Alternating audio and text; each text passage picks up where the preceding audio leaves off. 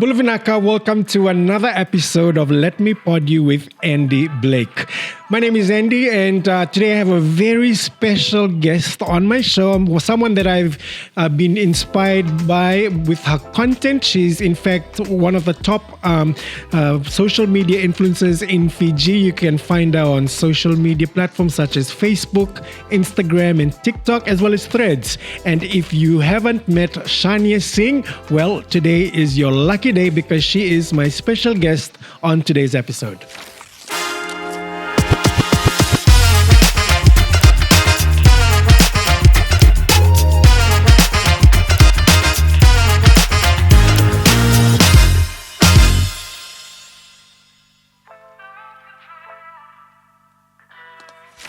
Shania, welcome to Let Me Pod You. Thank you. I'm so excited to have you on the podcast because this is my first time for me to be interviewing you. Normally, you are the one that's always interviewing others. Yes, I know. This is so exciting because you are someone that I've really looked up to. Yeah, and I've always watched your work, and then to be here sitting with you, boy, it's a big deal. Thank you. And likewise. I love the name also. Let me pod Let you. me pod you. It's a cheeky name. It's a cheeky name, yes.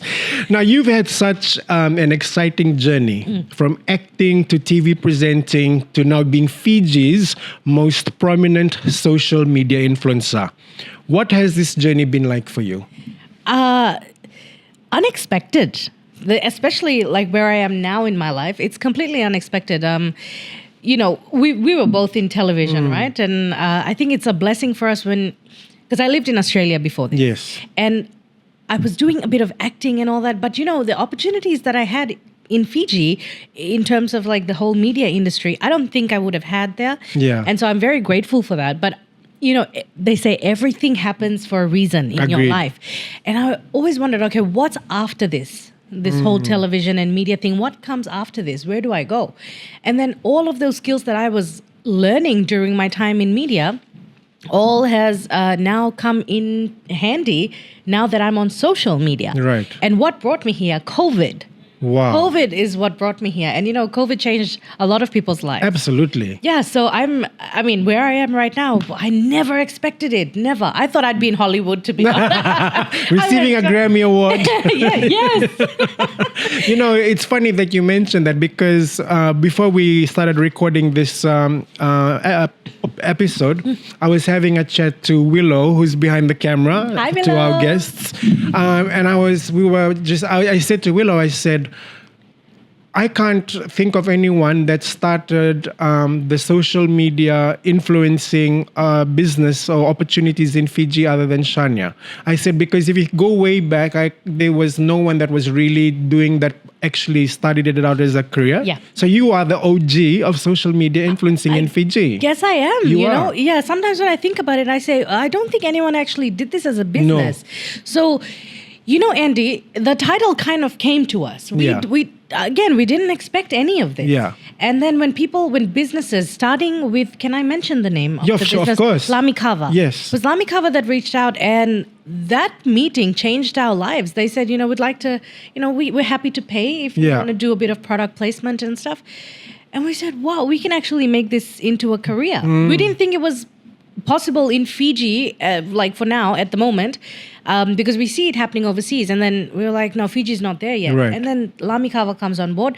Next thing you know, so many people are reaching out. Wow. We said, okay, it looks like we need to actually turn this into a business. Yeah. And as it turns out, there are other young people in Fiji now that are following in our footsteps, which is what we wanted to do. Yeah. We wanted to create that pathway for other people because I hate to say it, but we're getting old. Age is just a number. Just a number. No, but going back to what you said, like a few other young people are trying to do what you and Sikeli are doing. Yeah. I was thinking about it and I was saying, in Fiji, I think people get confused with the term social media influencing. Yeah. I think when it comes down to the actual role and like true definition of what a social media influencer is, it's you, because you work with brands and companies. Yeah. You promote the products. Yeah. You get them clients. Yeah. And at the same time, it's your career. Yes. And then you have others that are calling themselves social media influencers, but really they are content creators because they just go on social media to create content to either criticize or to create comedy. Or to copy. Yeah. I would like to actually talk about that as well, because there is a difference. There's two things to us. There's social media influencer and social media content creator. Right. We are two different things. Yes. For Sikeli and I, we started out as content creators, and we still are, because we do a lot of content creation. But we've also been given that honor of being influencers as well. Yeah. Not everyone can call themselves that, because not Correct. everyone is even ethical enough agree. to be a social media I influencer.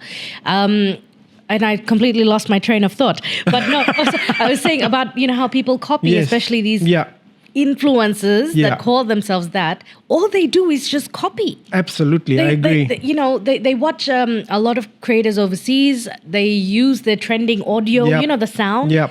And all they do is just like copy what they've done. And I'm sorry, but you don't qualify as even a content I agree. creator. And I think mainstream media has also played a role in this, because I've seen them print articles where they refer to content creators as influencers, and I'm like, no, that is not how they are. They are content creators. Influencers is for someone like you, because you are. You have access to all these clients. You experience the products, and then you are telling the rest of the world, like, this is genuine. This is what I've experienced. Then go ahead and go and try it. Yeah, and you also have to look at how it's worked. The results of what we do. Like, if we are promoting something, if there are good results, people have been influenced to purchase something or influenced to make a decision a certain way, then you can call yourself an influencer. I mean, you can sit there and talk all you want about a packet of chips that everyone should try, but if no one does, then you don't. And you know what, Andy? I spoke at an event, and I was talking about how the audience chooses who the influencers are. So you can sit there and want to be one all you want, but if the audience doesn't approve you and they don't have that trust in you, you'll never be one. Yeah. So you'll probably just go into, how people get friend zoned? Yes. You'll get content creation zoned. Right. Yeah. Interesting. It's a very interesting career, and we are learning so much. Yeah. And as much as we think that we can learn from people overseas, like in first world countries, we are in the Pacific. Yeah. It is very different here, is what we've learned. Our style of comedy, our style of selling, our style of believability is completely different. And, I don't have any knowledge in this. I've never studied marketing or anything. We are learning. And I feel like what we've learned is something that we could have never been taught in. But it's your passion is what drives you and why you are so successful. It's because your passion, because I truly believe that if you have a passion for what you do, it takes you further. Oh, 100%. Because that's your drive, Yeah. And no amount of like going to school or anything. You can never study to be a social media influencer. No, And you and Sikeli do it so well. Thank you so much. Thank you. We are still learning ourselves, and we have our weaknesses, but it's all a learning process for us. Very interesting. So you're originally from Suva, but you spent some of your years in Sydney doing church ministry with your family. How did that experience shape who you are today? You know what? I am so grateful for that experience, because in Australia is where I was able to study acting, and that's something that was not provided here in Fiji at that time. And my parents were not for me going into the entertainment industry at all. It was us going to Australia that opened up their minds a little bit. Right. And they started to see that I was getting jobs and I was successful and I was studying acting. And they were like, okay, this could potentially be a career for this one. And so I'm very grateful for that time in Australia. But, we were also doing church ministry and meeting a lot of people. And just, it opens up your mind when you travel, yes, you know? Absolutely. And I 100% believe that it changed me in a positive way coming back to Fiji. And everything that I learned there, I brought it back home. and I implemented it. I mean, look at what I'm doing now. Yeah. That's all my skills that I've learned from Australia. Amazing. And you know, Andy, there's a rumor. Let me tell you about this rumor. So there's a rumor going Please around. tell me. I want to know. Is this an exclusive on the podcast? First time I think I'm talking about it. So people, a certain group of people, they always say that I was deported from Australia. Right. And I don't know where they've gotten that information. It's not true. But it's that mindset that anyone who lives overseas and comes back to Fiji was deported.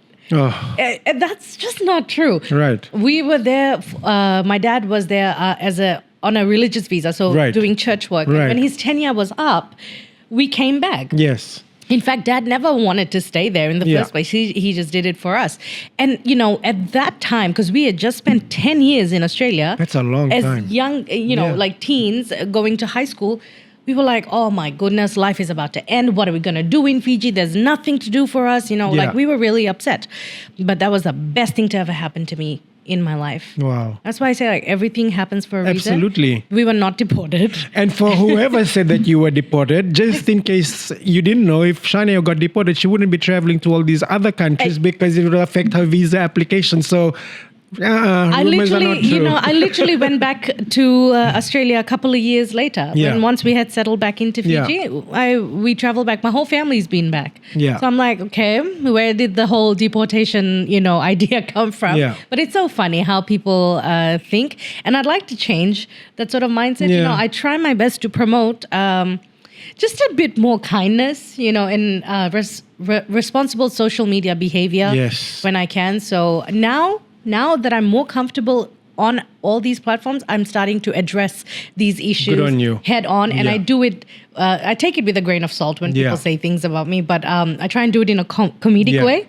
Yeah. So we can all laugh about it and just understand that, when people are mean to you, it's not all bad. Yeah. Like once you have that thick skin, and I I know know. you do, I know you do, because this industry, then we're all good. And one thing I really love about you is that your humility. Like if you don't know Shania and you just watch her on like screens on TV, or if you see her content on social media, but when you get to meet her in person, she is very humble, very my- approachable. And that is true, because like I've always known you to be humble. Like I've never, because you know how some people, when they get all this fame and recognition, like their nose high up in the they start looking up and they're thinking that they're better than everyone else. But whereas for you, like you've never changed. You've always been the same person. Actually, you are not the first person to say that to me. And Yeah. it always comes from people that, like your friends, but you kind of know each other from a Yeah. distance. And they've said it, and it means so much that people Of course, yeah. notice that. I mean, I'm not forcefully trying to be humble. It's just like, why would It's I just who change? you I mean, are. like, Yeah. what's there to change about, Exactly. So what, you become a little bit famous and like end? Yeah, You know? exactly. Literally but end. it comes with a territory, with a job, right? Yeah. It comes to me. You know what? The difference is that to me, this is my career, my passion, my job. To other people, they join this industry for the fame.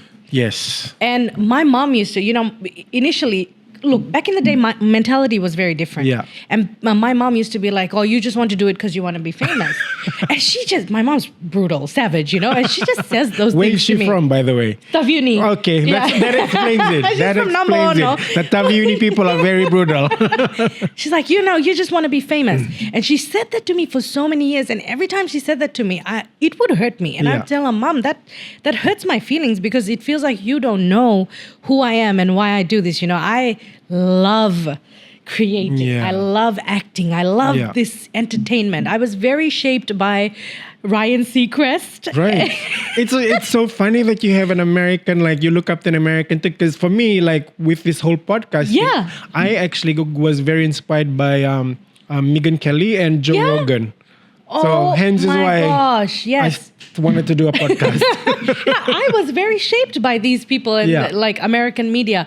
And so I really enjoy this work. And I think now my parents are really starting to, they support me and they're starting to see that I just do it because I love it. It's got nothing to do with fame. Yeah. And I'm like, what? Why do you need to change? Like the people that have made you, helped you come up to this sort of level, you have to always be humble for them. Absolutely. Always show that you appreciate their contribution on your platforms, on your content, And that's what helped you Yeah. come up here. So to me, my audience, my followers are always going to be my number one priority, like Yeah. my community, I call them. Yeah. Yeah, and I will always be Shania for them. Oh my gosh, so much wisdom. So much Right? wisdom. I'm so smart. You're so smart. Now your entry into the entertainment industry Yeah. was through Fiji Fashion Week as a PA to Ellen Whippy Knight. Yeah. Can you tell us how that opportunity opened doors for you? Oh my goodness. Can I tell you how I even got the job Sure. there? So when I first moved back to Fiji, I was depressed because it was a big change. Yeah. So for like the first 6 months, I was literally depressed, living out of this small room at my house. And there was even rats in my room because I didn't shower. I didn't want to Yeah. eat. Clothes everywhere. It was just a dark room. Yeah. It was just depressing. My eldest brother, Alvin, I was doing Snapchats or something one day, and he kept listening to me, like, doing the videos, and he was like, "What are you doing? What are you doing with your life? You're just making Snapchat videos for what? When are you going to, you have so much talent. When are you going to step out and do something?" And that talk jolted something in me. Wow. And I started looking online for, like, things that I could do in Fiji. Yes. And this Fiji Fashion Week were looking for volunteers. Yes. And I said, "Excuse me, I did all this acting and everything in Australia. Like, how am I gonna, like, do volunteer work at Fiji Fashion Right. Week? Like, I'm bigger than this." You know, Right. I was actually a little bit like, I can relate because I had that same mindset when Yeah. I came back from New Zealand. yeah. And I was Yeah. like, I can't humble myself Yeah. down to being a volunteer. But then Yeah. that talk from my brother really got me. And I said, no, I have to start from scratch. I didn't have any contacts with my friends here or nothing. Yeah. I said, okay, let's just go. Let's do it. So I walk in to be a volunteer. Yeah. Ellen sees me from the door and she's like, "Who's that girl?" She just picked me out of the crowd and said, "I want you to be on my team. You need to be my PA." She just, after a small conversation later, Yeah. she just found out, like, I do acting. I came from Australia. And she said, join my team, be my PA. And at the same time, I didn't know that she was getting in touch with the executives from Fiji TV. Wow. And that's one thing I love about Ellen is she doesn't hold talent back. Yeah. If, she grooms them and then she sends them off. And Yeah. so when she made the connection with Fiji TV and me, I got an audition. And first time ever on television, I'm getting an audition. I auditioned for Groove Thing Wow. and an agriculture show, which didn't And even there exist. were two big shows on Fiji television at the time. Yeah. I didn't know about the agriculture one. I mean, my age wasn't at that level, but I just auditioned for it anyway. And I said one word wrong. You know how the word gauge is written gouge? Gouge. Yeah. I would have said it gouge. In my audition, I actually said gouge instead of gauge. And I'm like, oh my God, I'm not going to get the job. They're going to think I'm stupid. Anyway, I get a call and they say, "We'd like you to host Groove Thing for us." Wow. And I was like, what? Like, go from Fiji Fashion Week. By the way, the skills I learned in my short period at Fiji Fashion Week, they all came in handy. Wow. On at Fiji Television, TV. yeah. And working under Ellen, I'm very grateful for that opportunity. She's very helpful. Yeah. And she looks after her people. Yeah. So anyway, I really enjoyed my time there. I networked. The amount of networking I did at Fiji Fashion Week, I still haven't been able to match that my up till gosh. now. That time was like a great time to meet all these business people. Yeah. I still have connections with them. They're the people I work with now for my business. Wow. So I'm very grateful for that opportunity. And then Fiji TV was next level. I mean, 6 years of doing television and directing and editing and camera work. You were amazing at Fiji television because I remember I used to see your shows and then because you created other shows after Groove Thing, right? Yeah. And then you would do live hosting. Yeah. And then you would be at the sporting events and running around and doing all the tech stuff and then, doing all your interviews. You were just this ball of energy. Did so much things. Did so much television shows. I mean, one thing with Fiji TV is you're not there to do one job. You're there to do everything. And so it's good for you if you learn everything. And I'm so grateful because it forced me to be good at so many things. Yeah. One of my standout memories, Andy, is I was the first female, and I don't think it's ever been spoken about, but I was the first female who took the camera, a roving camera, this big, massive thing. Yeah. And I ran during halftime, when the boys, this was during the rugby what's the one called? The one that happens in Fiji? Oceania 7s. Oceania 7, Oceania 7, that one. think. But you can correct us in the comments if it's not Oceania 7. If it's not, but I think it was Oceania, and it was a game between Fiji and New Zealand. And you know the camera, like halftime when they huddle and they're briefing? Yeah. The camera that goes inside the huddle. Right. You were that was holding me. that camera? Oh and for the first time, I begged the roving camera guy to give it to me. And I said, no, I want to do it. He said, it's heavy. And I said, no, I'm going to do it. Took the camera on my shoulder. I ran across the field during halftime to try and film the boys. And because I'm short and the boys are really tall, I had to, instead of going in between their shoulders, I had to go in between their legs. And I go in between and I'm like shooting up at them while they're doing their like huddle. And I was like, oh my goodness. And I don't think, correct me if I'm wrong, but I don't think any other female in Fiji I doubt has it. done I don't think so. Yeah. They've done camera at rugby sporting matches, but not that one. No. And I think you pioneered that move. Yeah, I think so. And it was Inoke and Bainimarama who came up to me afterwards and he said, I saw what you did and I'm very impressed. Wow. And I was like, oh. And if you know Inoke Bainimarama, he's very hard to impress. Yeah, he really is. He's very hard to impress. Yeah. But I was such an eager beaver. I actually, and I wasn't supposed to do this, I ran into the change room, the locker rooms after the game. Yeah. And I started filming things on my phone while they were like singing and doing their prayers. And I don't think that was allowed. And Inoke like comes running to me. He's like, no, you can't do that. So I promised him that I'd never post those clips. Yes. I still have it. But you still have it? I still have it. And I was like, oh, this is my eager beaver days. So yeah, I have had some really great times. Yeah. Yeah, in my interesting. media career. My next question was, coming to talk about your career on Groove Thing, which we've just spoken about, and like how you worked behind the scenes as a producer at Fiji TV.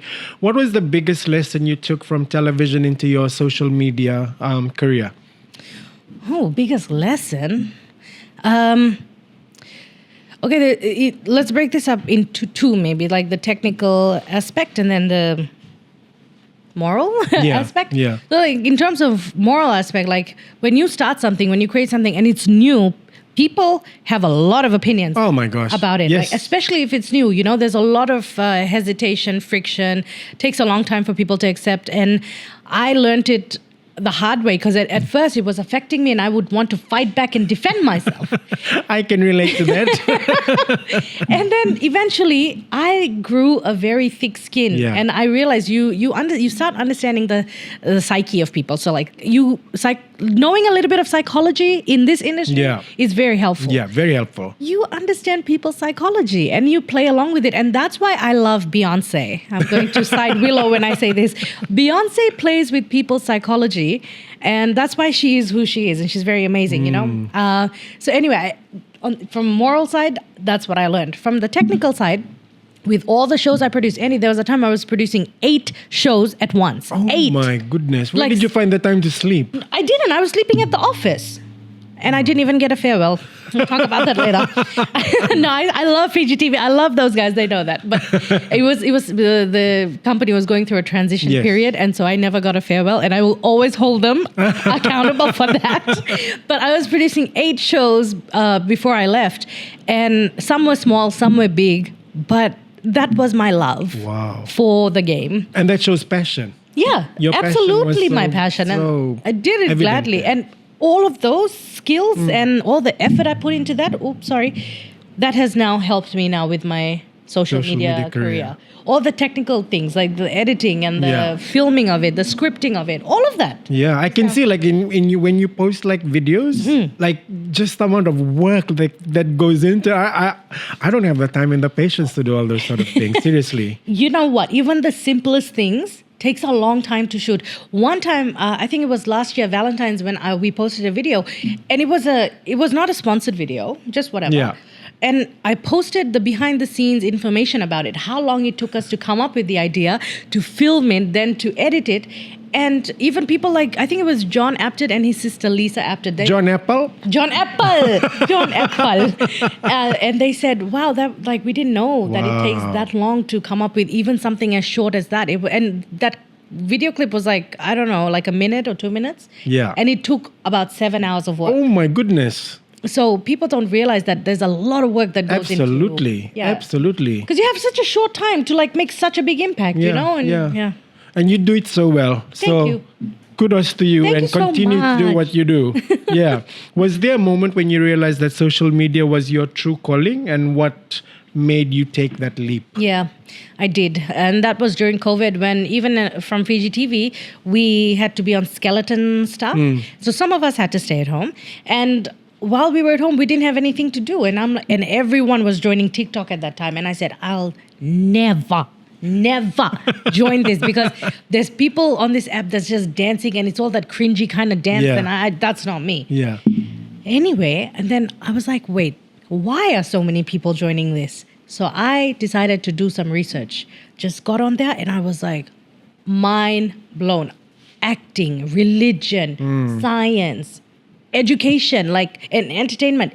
Everything was on that platform. Yeah. And I said, wait, hold on. There's no avenue for me to do acting in Fiji. Yeah. This is it. I said, we are going to create the pathway. And it's a free platform. Free platform. Where the whole world gets to see. Yeah. When we first started making our videos, we just felt free. Like we could spread our wings and just do what we wanted to do on television. But we have guidelines on TV, so we couldn't do a lot of things.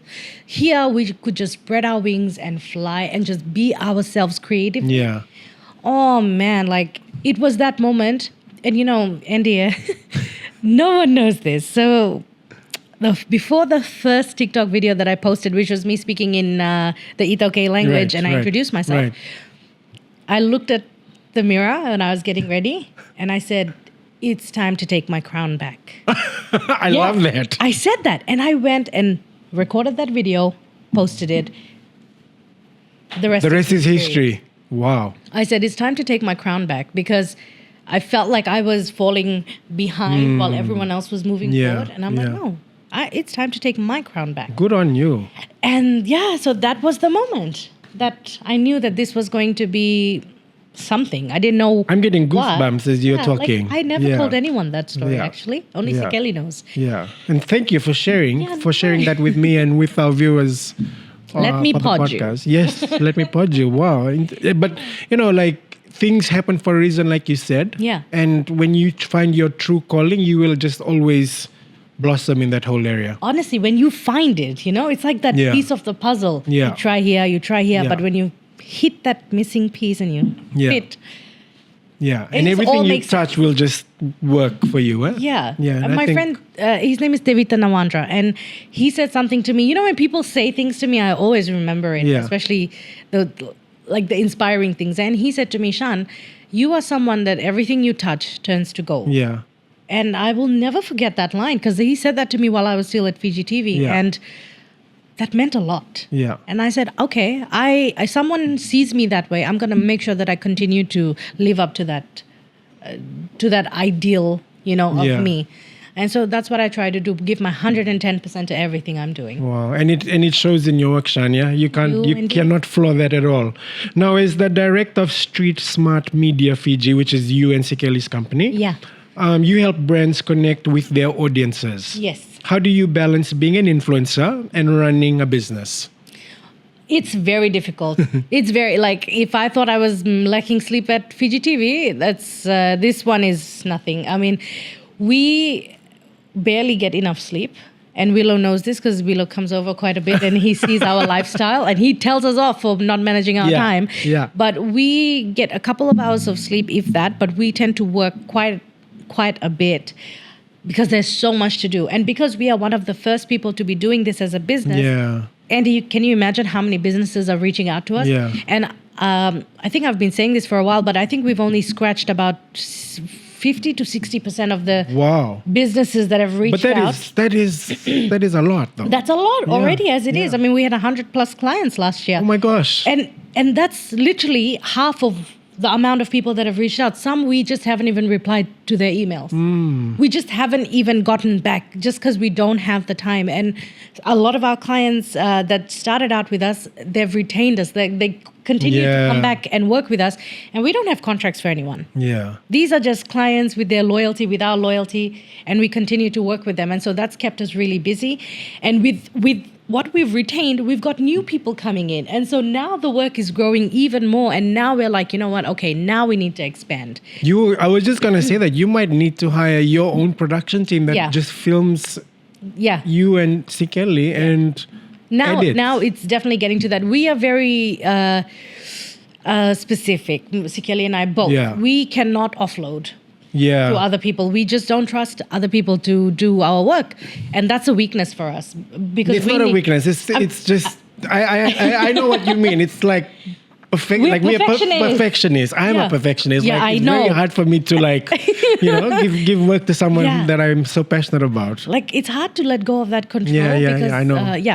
And so what we do is we're trying to teach people how to work creatively in our way, like think like us, Once we see someone naturally doing that, then we're like, okay, you're the one. Because honestly, for us, we were born with this. We were born with the skills. We weren't taught it.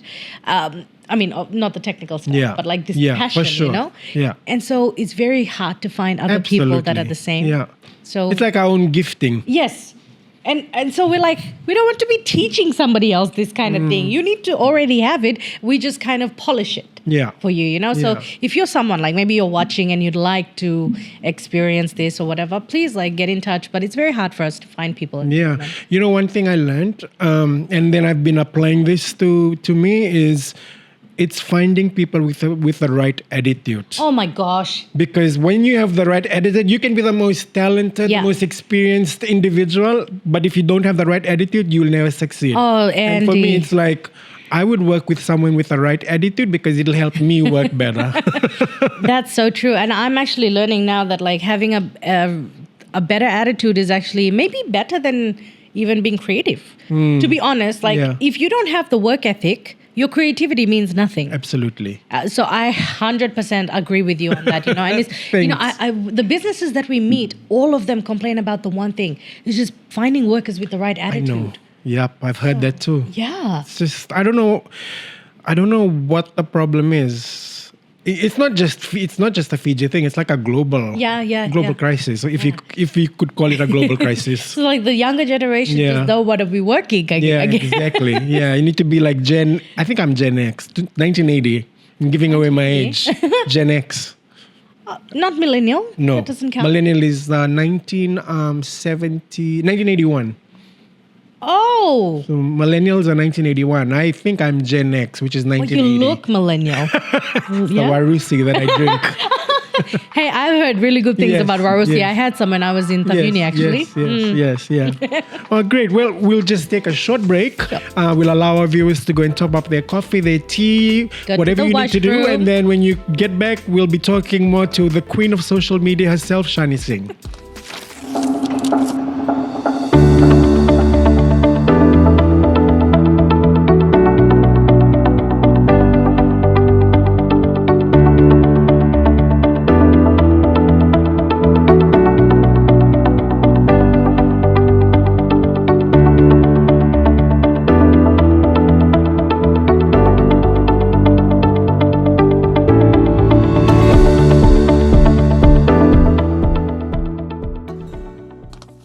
So you've traveled to places like Singapore, Thailand, and you just recently came back from the beautiful country of India. It's on my to-do list. One of the countries that I would love to visit. Oh, you would love it. I'll just go for the food. Yeah. So what has been your most memorable travel experience so far? Honestly, the Bali one.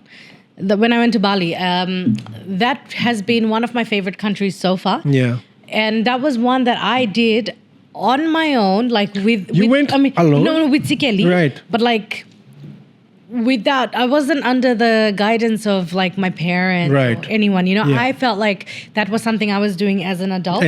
For the first time in my life, I paid for everything with my own money. Wow. And it was the first time I could afford it. When I went to Singapore, Thailand, and Malaysia, that was my first trip. Outside of Australia, that was my first trip abroad.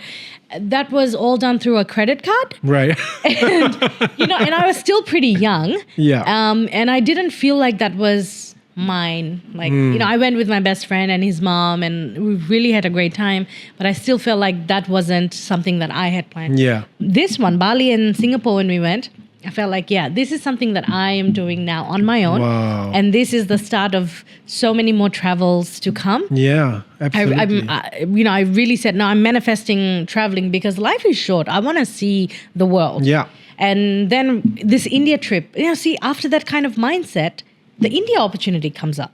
You were so blessed to go to India. And how many states or cities did you go to? We went to 3 states. I don't know how they classify it, but we went to Delhi, Odisha, and Uttar Pradesh, which is so massive. Andy, we go to the first state, right? Odisha. And they're like, and I'm like, so what's your population here? Me in the mindset that of Fiji's sort of scale.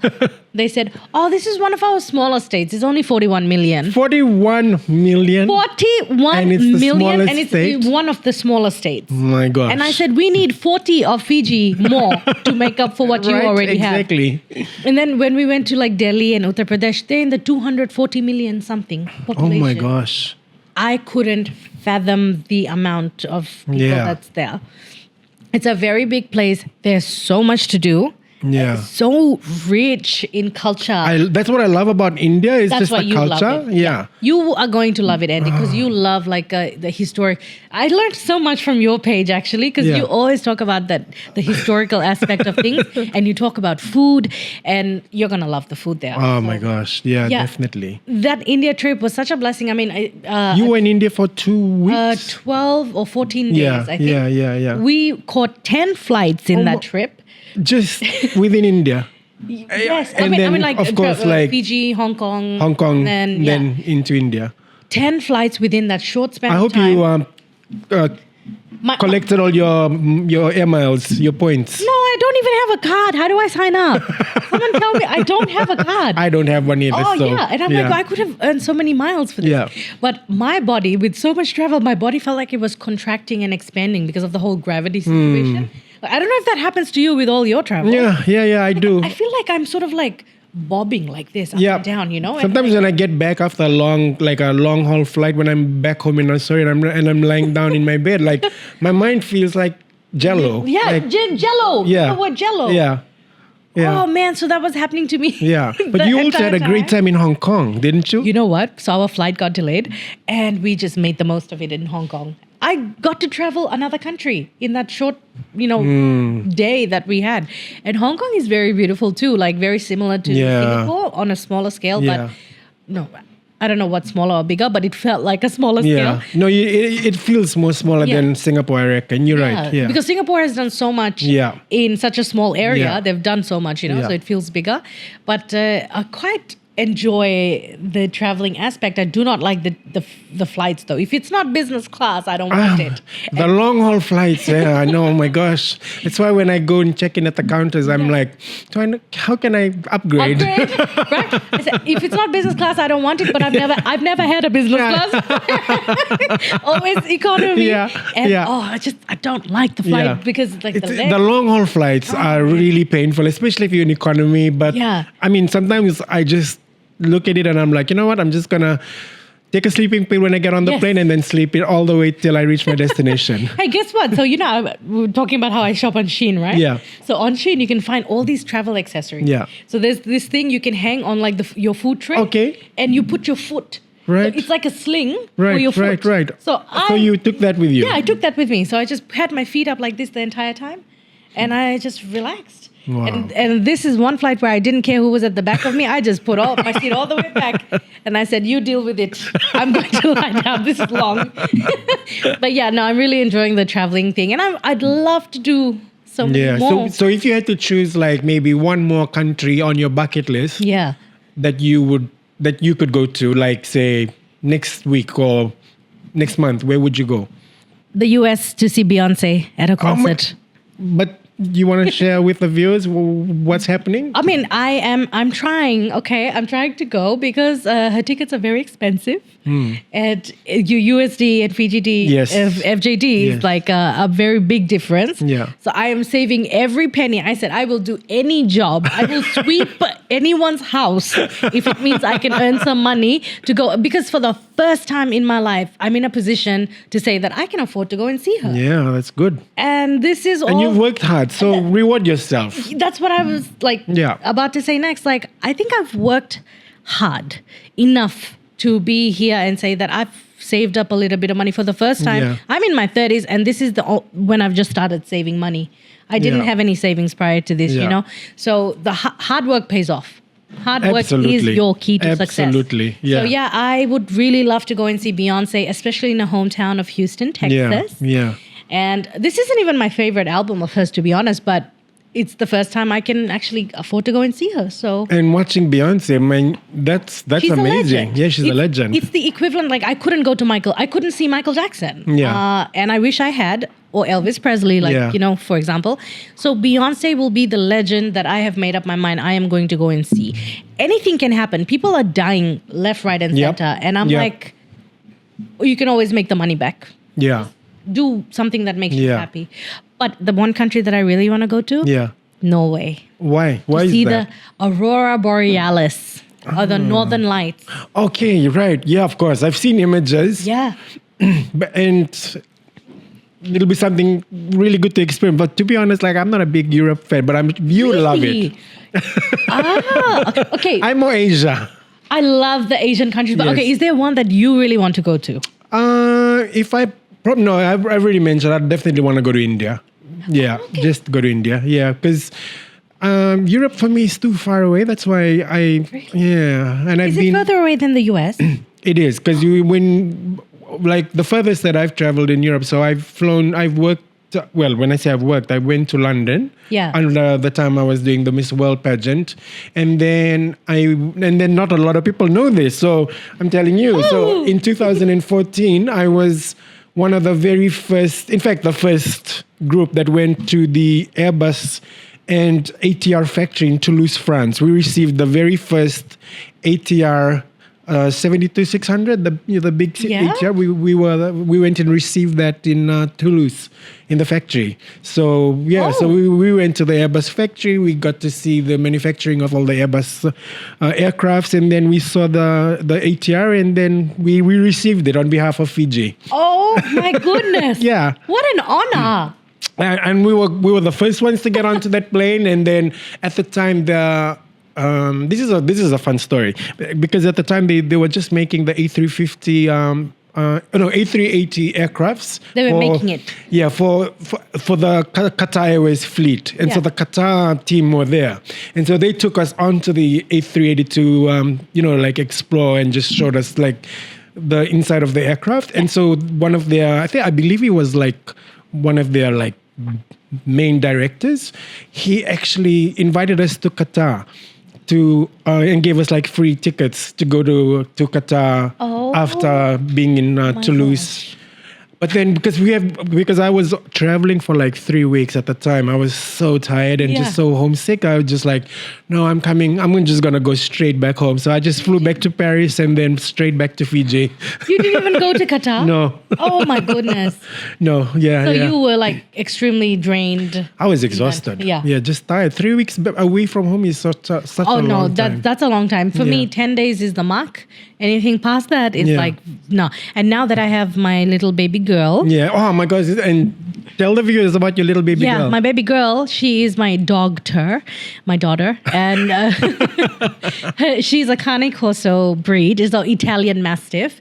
And I've adopted a dog after 9 years since losing my first boy, like my first boy. We had dogs as a family, but my boy that I had in Australia, he passed away very tragically, and that messed me up. So when I told you I was depressed coming back from Australia, he had just passed away a month before, and I swear God does not play. He does not make mistakes.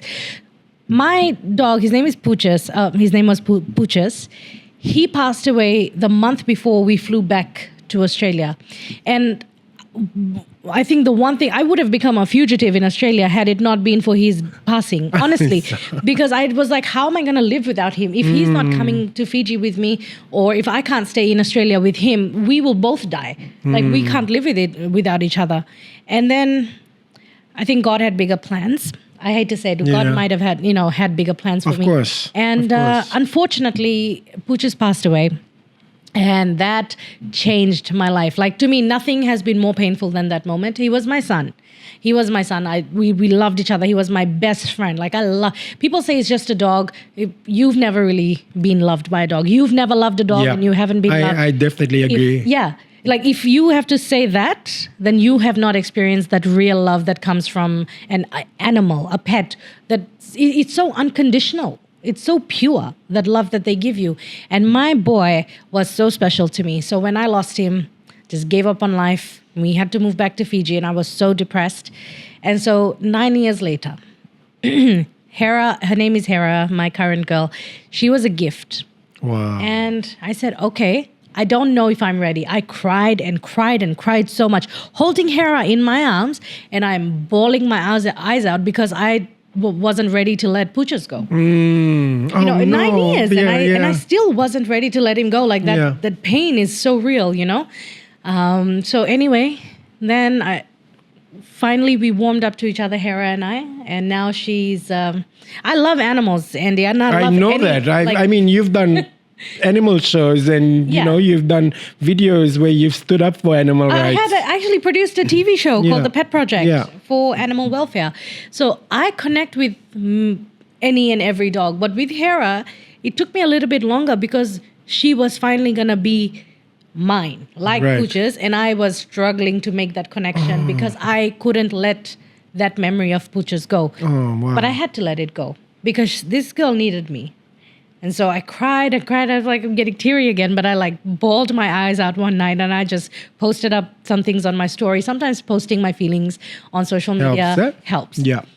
So and so now she is, very special to me. So I can't leave her for too long. I've seen videos where she's kind of replaced you in the front seat of your car. Oh yeah. And I don't even mind. I'm like, you. Take whatever you want from my life. We bought her, we buy everything now for her. So we bought her another couch. Yeah, oh my goodness. We bought her spoiled. one. She kind of dirtied it. So then we bought her another one. So she gets everything she wants. Yeah, she's a beautiful dog. And what breed was Cane Corso. Cane Corso. Americans say Cane Corso, but the real pronunciation is Cane Corso. It's Italian Mastiff. And she's only 6 months right now. And she's massive. Massive. 35 kilos. What does she eat? Okay, she eats better than us. At the moment, I'm trying to contain her diet a bit. So she just gets, we get one whole chicken and we quarter it. Right. She gets 1/4 per meal. She eats 3 meals per day. It's gone down from 4 to now 3. And when she's older, it'll be 2. Okay. So 3 meals a day, 1/4 of a chicken mixed with some specifically marlin fish finger cutlets, like the fish fingers.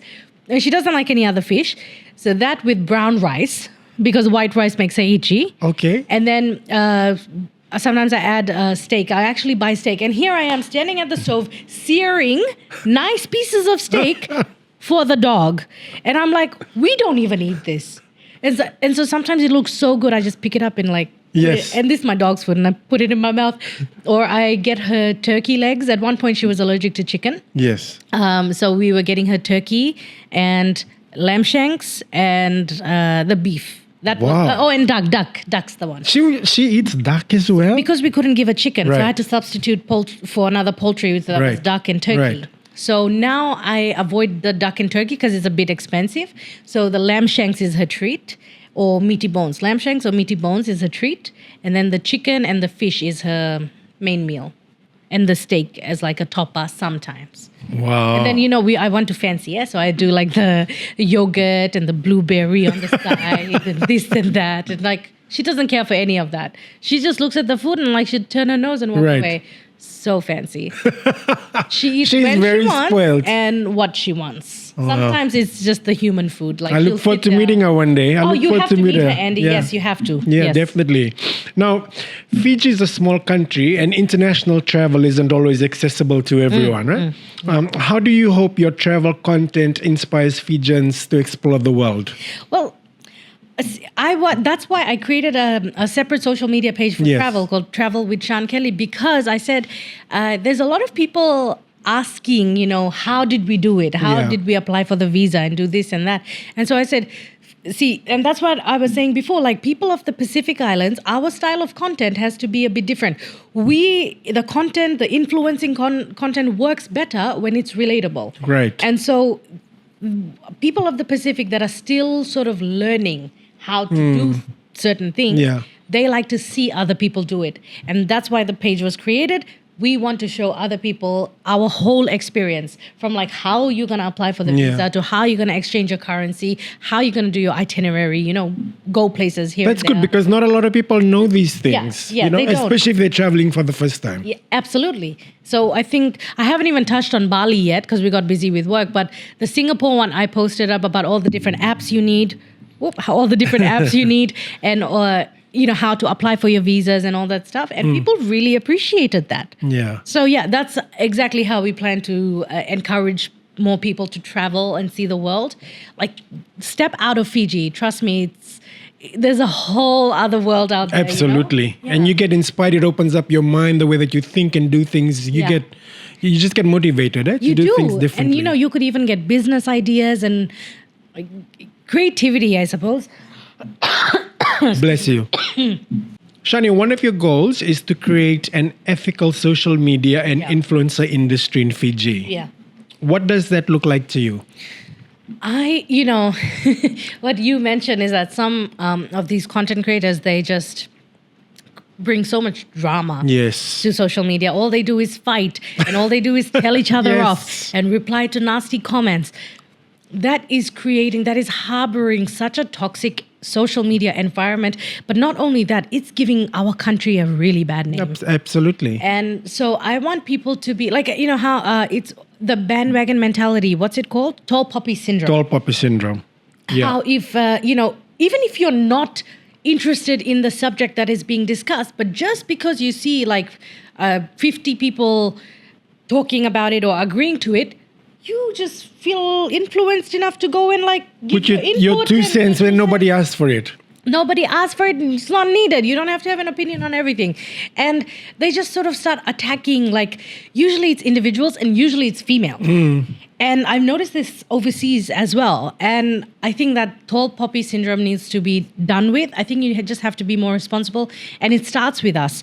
I realized that I was doing that, just after the elections. Am I allowed to? Yeah, for sure. So, just after the elections. It's a free space. We can talk about anything. Thank you so much. Love spreading my wings. But I was getting very relentlessly bullied right after the elections because I had stepped up, to speak out about who I was supporting. And so getting bullied quite relentlessly. And since that time, things like elections, it really, I don't know, it makes people very aggressive, and it influences them to very aggressively fight for the political party they're supporting or whatever. And people just start attacking each other in a very nasty way. And I noticed that trend is still continuing. Individuals are getting picked on. And so anyway, after the elections time, I had a real heavy social media presence in terms of talking about issues that were happening as it went, current affairs. Yeah. And then I said, hang on, I don't have an interest in these things. I'm just talking about it because it's trending. Because I am being so heavily influenced by all these other people that have an opinion that their opinion is not even needed. They're not even political candidates or anything. And then I was like, hold on, no, I have to stop because I'm inciting a very toxic discussion here. And so I have stopped now. I don't give my input on topics that I have no interest in. Right. So, or it doesn't relate to me, it has nothing to do with me. I just keep quiet. And I think that is very wise of you, actually. Well, I had to learn it the hard way because I was actually getting into a couple of fights and everything when I had an opinion on everything. So I think it starts with us. We have to realize that if that's not of our interest, don't waste your time with it. Exactly. Use that time to make money. Think about ways of making money. Right? Yeah. Yes. So now I'm like, Sikeli always says to me, is it beneficial to your mbula? And I am like, okay, no. He says, then why are you focused on it? And then one line he always uses on me is, what would Beyonce do? Do you see Beyonce responding to all the hate comments that she gets? Yep. She doesn't even respond to the good ones, let alone the bad ones. Yeah. Beyonce does not bother herself with the opinions of mice. Yeah. You know, she's a lion. She does not. So anyway, that line always works on me because you call me Beyonce. Oh, honey, I'm listening. I'll remember that. Yeah. Yeah, so it starts with us. I would really like to encourage people to be more mindful because you think that just typing something and you just say it and you walk away. Yeah. You think it doesn't leave a lasting impression or it doesn't affect someone. It does. It really does. Like there's some comments that have been said to me from years ago. And as much as I have thick skin, I'm human. And those comments, like those lines will stay in my head. Yeah. You know, just the other day, like someone called me fat the other day. And I was like, oh, the fat jokes. Come up with something new. Please. Really? Oh, yeah, they call me fat all the time. So someone called me fat and I realized that I had grown up because I was like, another You know, one. one thing I learned though, like when people actually call you names or they project negativity onto you, it's because of how they feel inside. Yes. So that's how I always view them. And whenever I see or people say negative stuff towards me, I'm just like, I won't say anything because one thing I've learned over the years is to be silent. Silent is the most powerful weapon. And my mother told me this years ago. Like, our parents' wisdom is something else. She said, silence is golden. Yes. And in Hindi, okay, the line in Hindi is, chupa mein jeet hai. There's, it's back to front, but like you win when you're silent. Yes, absolutely correct. And so now I either just don't say anything, I just block. I mean, we have the option to block and delete these people. Yeah, for sure. So that's what I do. But sometimes when I have the time, especially if I'm on the toilet, if I have the time, I will reply to people and I will put them in their place, And I said, maybe I should start up a series and start holding some of these people accountable. You should. To teach them a lesson. You do a great job. I think you should. So, okay, maybe that's coming soon. But individually, we all have to just not have opinions about everything and try and be kinder. Just put yourself in someone else's position. Just try and be a little bit kinder. Man, the world is a nasty place. It sucks. The least we can do is just spare a moment to think about someone's feelings. Yeah. Just that. That's true. That is so true. Now, the influencer culture can be tricky. There's always a debate about authenticity versus paid content. Yeah. How do you navigate that balance? It's because, again, it's new for Fiji. We are getting like the whole, how much did they pay you? This must be paid. Or this reeks of double standards, or tell me this is sponsored without telling me this is sponsored, like all those things, And what I've always said, but if people don't want to listen to something, they'll just ignore it because they purposely not wanting to hear what you're saying. Yeah. And I have said many times, not everything we do is sponsored. And even if it is sponsored, it's because we've gone through a vetting process. We have gotten to know the people that we are working with. Yes. We understand their brand. We don't want to sell you something that is a scam or that is not good for you. And that's one thing I admire about you. You are very authentic. And very precise. Like there's some businesses I will just never work with, even though they've reached out, simply because their brand doesn't align with ours, and I don't think my audience is gonna like it. Yeah. So I try to be very ethical when it comes to doing those sponsored ads. But people, if they want to say, take a jab at me, then they'll be like, oh, you got paid to do this. Yeah. And like, this is my job, Yes, exactly. I'm supposed to get paid. Yeah. If you're good at something, wouldn't you want to get paid to do it? Of course, agree, 100%. Man, I hate to say this, but I had an argument with a prominent journalist. Yeah. And I was very shocked at that conversation. And this journalist was like, what you guys do, the social media influencers, you guys do for your pocket, and what us journalists do, we do for the community. And I was like, but don't they get paid? "Yeah, Don't they get paid to write stories? Aren't they employed? It's the same thing. do you do that for free?" I wouldn't get out of bed to go and write a story if I was a journalist and not get paid and for not that. get paid for it. Yeah. Like, okay, you don't have a choice but to write stories Yeah. that are beneficial to the community. Yeah. And in fact, I think what we do with our platforms is we are helping our community too. I mean, I try and do fundraising, for people who And need it. Like- you did. I remember you did a fundraising just recently. Yeah, that was for the flooding right. that happened, the families that were Yes, affected. yes. And that was with this South Pacific Foundation. Right, and you raised quite a yeah, we significant raised quite a sum. bit, yeah. Yeah, that was really good. Good on you. Thank you. Yeah, and I'm so grateful to my followers. Like, they just said, yeah, 100%. And even people from overseas, they all donated money. Boy, it was something.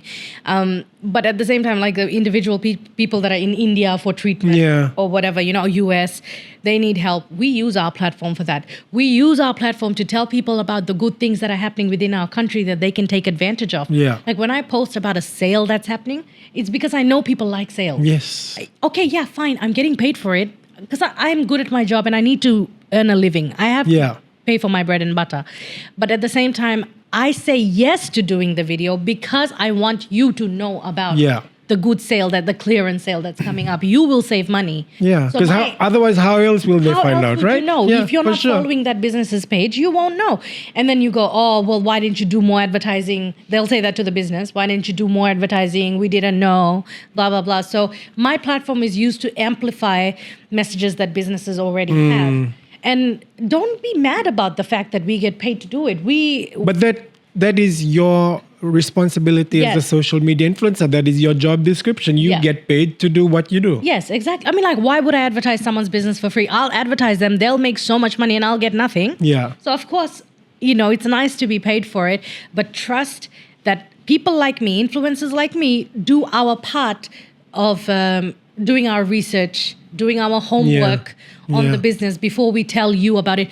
Who wants to ruin their reputation?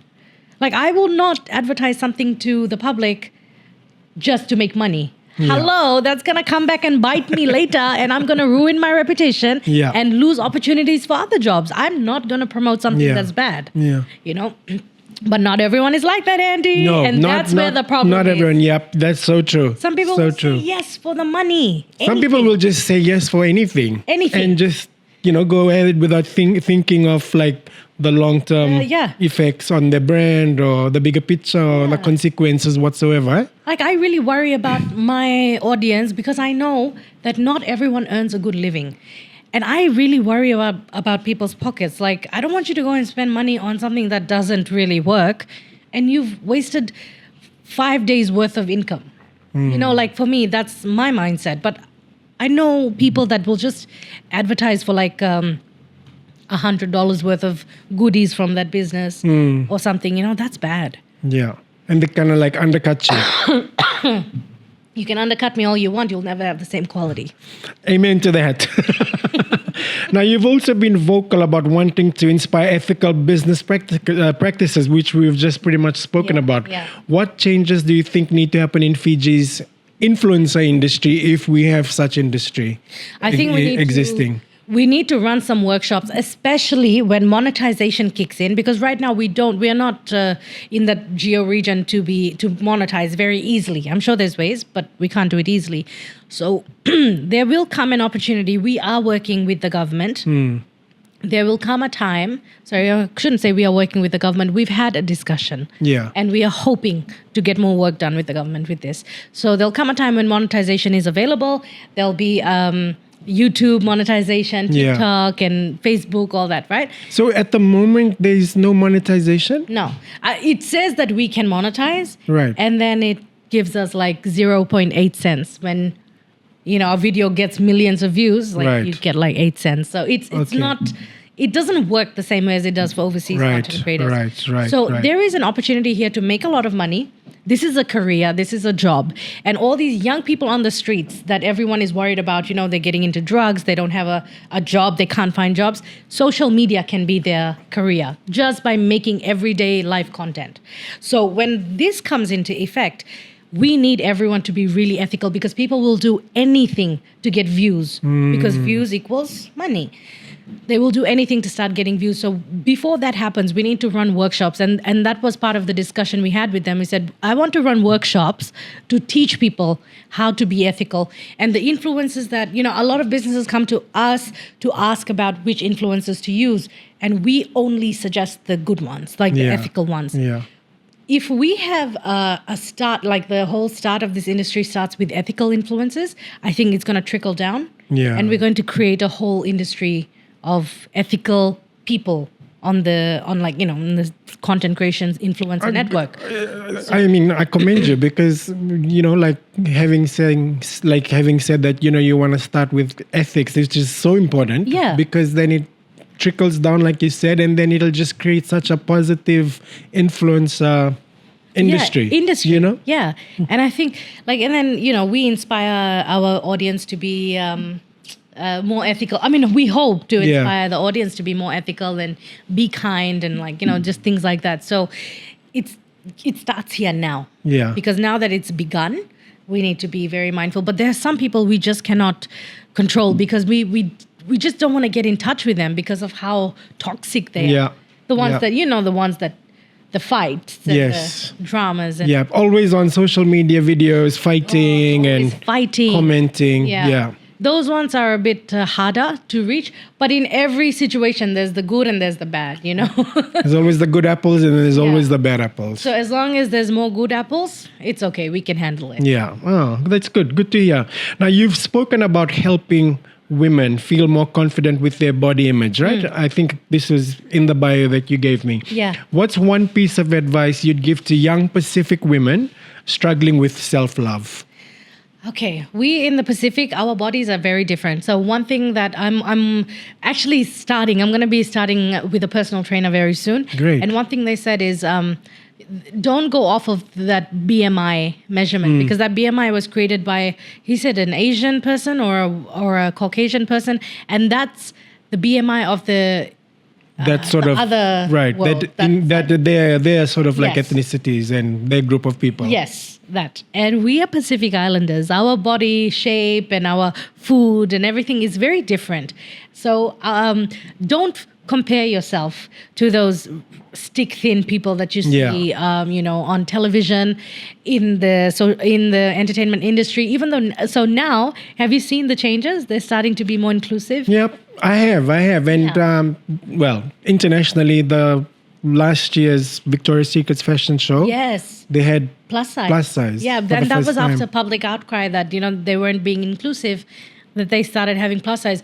I don't want to glorify obesity. I don't want to sit here and be like, no, big is beautiful, eat what you want, do what you want. I don't want to say that because you need to look after your health. Absolutely. It's not okay to be obese. For me, actually, I think I am obese. No, you're not. I don't would never. It. No, I don't think you are. But he's nodding his head. Him as in Willow, our cameraman behind the lens. No, but I know that I'm not the slimmest. I don't have the flattest stomach. Like, obviously, I'm bigger, right? And a lot of people have a lot of things to say about that. But I carry on with my life. I keep making money. I keep doing amazing things because I don't care what people have to say. Yeah, exactly. So I hope that serves as an inspiration to people. People, don't worry about what others are saying about your body. Yeah. I wear what I want. I'm happy with my food. I'm a foodie as well, so I try and eat what I want, but I try and be a little bit careful. Yeah. Live your life. Yeah. Live your life. Don't worry about what others have to say. We're all going to die one day. That is so true. It's so funny that you said that because when we were talking about, like how negative criticisms are on social media, and I was talking about silent, just being silent, right? I'm not sure if have you ever seen like an episode of RuPaul's Drag Race? Yes, I have. So there was a season, I can't remember the season, I think it was season 6, and there was this drag queen that won, Bianca Del Rio. She's just one of my favorite drag queens in the world. Like she always referred to herself as a clown face because her makeup and her, but I mean, that's the pronouns that they use when they are in drag. Yeah. And so there was a time that Bianca was getting interviewed in London, and the question was posed that how do you deal with negative comments? And Bianca just looked at the journalist and goes, well, what helps me get over comments like negative comments when people like criticize me for how I look is that I think that they will die one day, so that it gives me so much peace because they will die one day.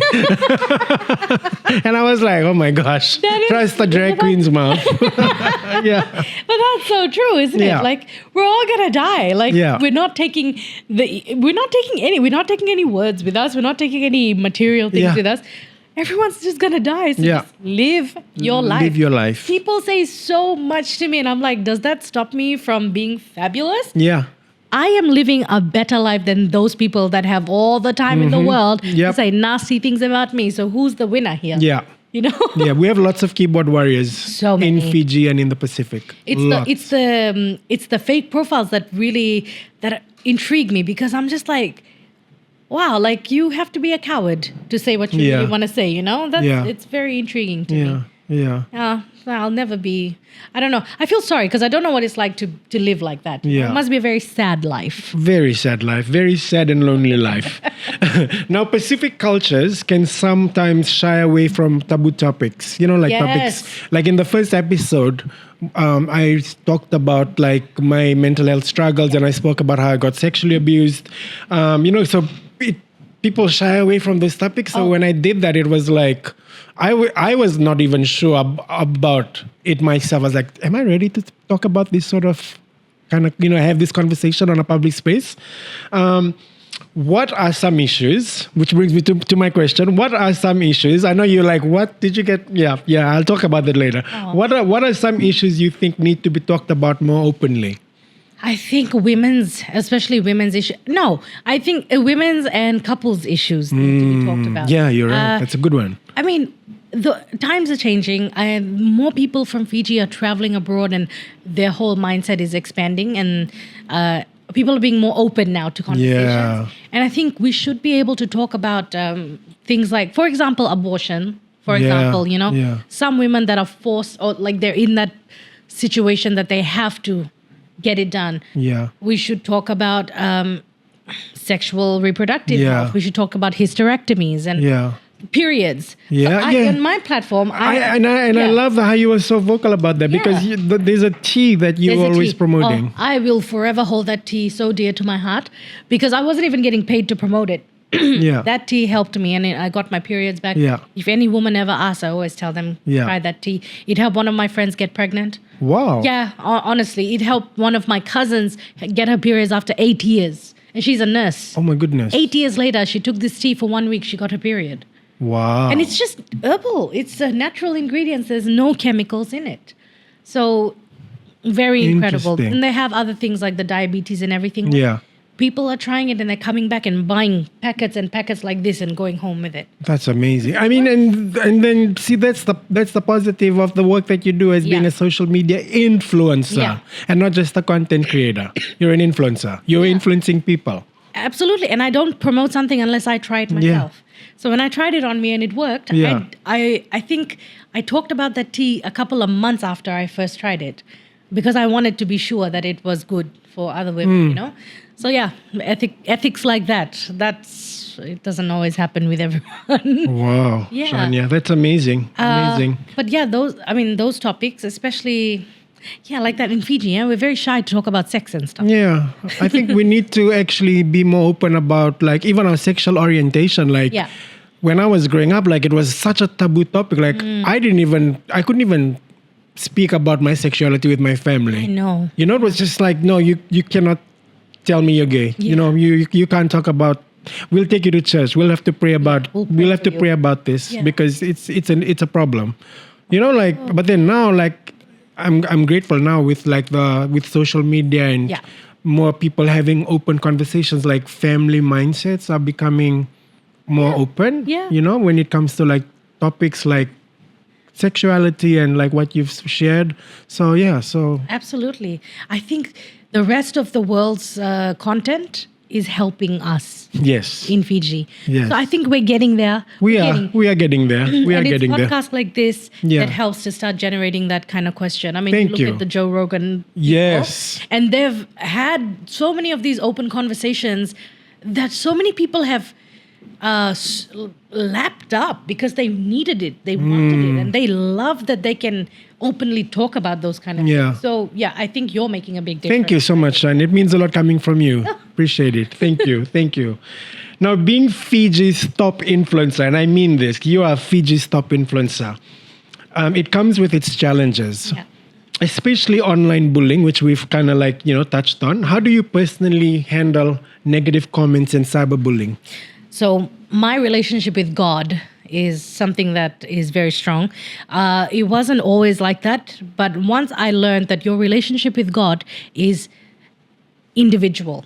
It's not the relationship that the church told me to have, or just the Bible or whatever. It's not like that. My relationship with God is unique to me. It's what feels right with me. So, I'm of Christian faith, and my dad's a reverend. So much so that my dad's a reverend, But I grew up in the church, and for some reason, I always had a lot of questions, and that, I guess, comes from being the youngest in my family, and the rest of the family was okay with everything. I wasn't. The black sheep and the youngest, I was always questioning everything. And I said, no, this doesn't feel right to me. I need to have a relationship with God in my way. And the moment I did, Andhy, which was a couple of years ago, because I stopped going to church for a long time. I still don't go, but I have my... I don't go to church, same as you, but I still have a strong faith. I just watch online sermons. Yes, same. I have my own time of worship, whatever, with God, one-on-one. So a couple of years ago, when I finally started to see it in that perspective, boy, my life changed. I don't claim any, what's the thing, all this success and everything that I have, it's all God. Yeah. You always honor him in everything that happens. And it, similar to what you're sharing, for me, my experience, I always, because I'm faith driven, like you. And so whenever I pray, I always mention in my prayers, no weapon formed against me will prosper. Yeah. And whatever blessings that are meant for me will come to me, and no one will block it. Yes, absolutely. Yeah. Those are my prayers. And even words like what I've learned from social media, words like manifestation, affirmation. Yes. It almost sounded witchcrafty before I understood what it meant, because back in church, we were told that those kind of things are witchcrafty. It's really not. It's positive mindsets. Yep. It's positive speaking. Absolutely. Positive speaking. That's it. That's it. There's no jadoo behind this. It's just saying... Jadoo is witchcraft, if you didn't know what jadoo means. So it's just speaking positively. And I said, the moment when I was at Fiji TV, I would always say no, I'm broke. Yeah, we weren't getting paid a lot, but there was people getting paid the same amount that were not broke. Yeah. Because they never said out loud that they're broke. So awesome that you thought you were mentioning all that, because it's the power of our words. The power of our tongue. And the Bible talks about that. Yes. And now we're just putting it in social media terms, and it's easier to swallow. Yeah. But it's basically that. Manifesting is that. You manifest the life that you want. You say, I want to travel. I want to have a lot of money. I want a car. That's manifesting. And affirmation is, I will do this. Money will come to me easily. You're speaking in speaking it into present. existence. Yeah, speaking in existence, because whatever you say goes into your mind, goes into your subconscious, and that's what your body, your mind starts allowing you to do. Subconsciously, you don't even realize it's happening. Yeah. So and then when you bring God into that equation, it's powerful. It just that's it. happens. There is no stopping you then. That kalas, you are set to go. Yeah. I always attribute all of my success and everything I have to God, because at the end of the day, it is God who decides my fate, God who has plans to prosper me, so everything goes back to Jesus. So with that, how do I handle it? God, having a relationship with God, you need to have a relationship with a higher power, whether you're an atheist or whatever. You can say you believe in the universe or whatever religion you're from. Yeah. It's fine. And then the other thing is your support system has to be really good. Right. Now, before my family, no, because they didn't understand what I was trying to do. Yeah. Now they do. Now I have a better relationship with them. And, as an Indian girl, I moved out of my parents' house a couple of years ago. And that was such a big thing. That and plus a Christian family, Indian family, it was not allowed.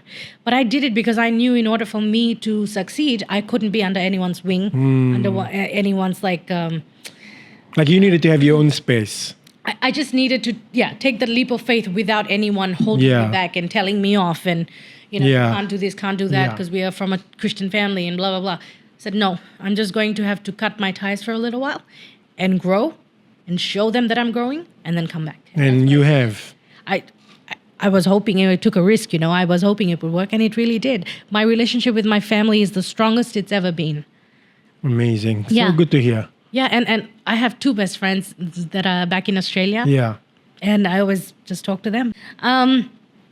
Your faith, your family, your friends. Your circle must be very tight. Yeah. Your friend circle, because you don't know the people that are smiling in your face. And then backstabbing you. Stabbing you in the back at the same time. You have to be very careful who you are keeping in your circle. Honestly, pray. Oh, I saw a TikTok yesterday and it said, fine, you pray for your enemies. You pray that God protects you from your enemies. But what you really need to pray for is for God to protect you from your friends. Because you know who your enemies are. You don't know who your friends are. Yeah. That are looking at you like an enemy. Yeah. So pray, always pray for God to protect you. Send your angels to guide you. These were words that my mom taught me as a child when we were praying. And I still say those words. And can I tell you something else? Sure. Go for it, please. I almost burnt the house down the other day. I left the chicken on and I went to bed. Harris chicken. And the chicken was on for 5 hours. And things started smoking. Smoking all got burnt. Like the house could have burnt down. You would have burnt the whole entire complex down. Honestly, and you know what? We wouldn't even have known. We would have just died, choked from the smoke smell. If it wasn't for Sikeli's mom, who got up and then she had to, literally house burning. She had to do this and go and, turn off the stove. And then it hit me that we always pray, God, protect our house from any fires and any dangers. Yeah. Yeah. Oh, my goodness. The prayers are powerful. Handy. Prayers are so powerful. Another thing that I learned, and this is through Joyce My Ministries because I follow her religiously. She always taught me, or she taught the viewers, that you also pray for your enemies. You also ask God to bless them. Yes. And not necessarily, she said that not necessarily he'll bless them by buying them a car. He'll convict them of their actions. Yes. And show them that what they're doing is wrong. Mm-hmm. So whenever someone hurts me, I'll pray and say, God, please bless them. Yes. And I have a good heart towards them. That's exactly what I do. I pray for them because I feel sorry for them. Yeah. It's a very bad place to be when you are hateful and you're bitter. Yeah, I would never want to be in a spot where I'm just full of bitterness. Bitterness and jealousy towards other people, it's a bad place to be. So I pray, God, give them peace in their heart. And one person that really relentlessly bullied me back during the elections time. Yeah.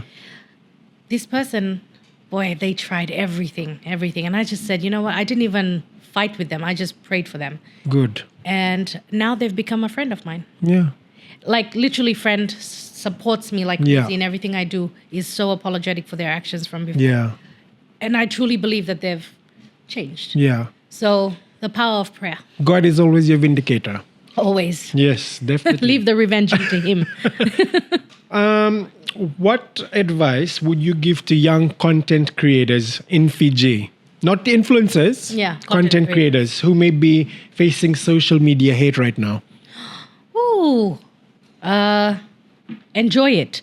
Enjoy the hate that you are getting because it is all part of the journey that makes you into an untouchable, strong being. You have to go through the fire to get. What's the quote? Yeah, no, I can't think of it, but I know what you mean. You have to go through the fire to get through something. It's like the diamond. We'll just make it up. But again, if you know, put it in the comments, please. Have to get through the fire to get to the rainbow. Okay? Yeah, we'll just go with that. Get through the fire to go to the rainbow.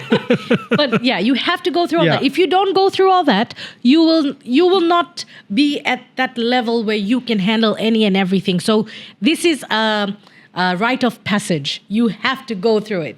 So enjoy it because this is going to make you so strong.